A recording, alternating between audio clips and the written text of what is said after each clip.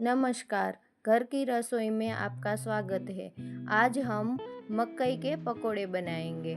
पकोड़े बनाने के लिए हमें चाहिए 1 कटोरी बारीक कटा हुआ प्याज और हरी मिर्च, 1 कटोरी बेसन, 1 कटोरी चावल का आटा, हरा धनिया, 1 कटोरी बॉईल की हुई मकई, अदरक लहसुन का पेस्ट, गरम मसाला, चाट मसाला, चिली फ्लेक्स, जीरा पाउडर, धनिया पाउडर, हल्दी पाउडर, लाल मिर्च पाउडर, नमक, हींग, जीरा, अजवाइन। एक बाउल में क्रश की हुई मकई, बेसन, चावल का आटा, प्याज, धनिया पत्ती, अदरक लहसुन का पेस्ट, गरम मसाला, चिली फ्लेक्स, अजवाइन, चाट मसाला, नमक, हल्दी, लाल मिर्च पाउडर, जीरा, हींग, इन सभी चीज़ों को मिक्स करके एक बैटर बनाएंगे। इस बैटर को आधा घंटा ढककर छोड़ देंगे। बारिश के मौसम में ये पकोड़े बहुत अच्छे लगते हैं। आप एक बार ज़रूर ट्राई कीजिएगा।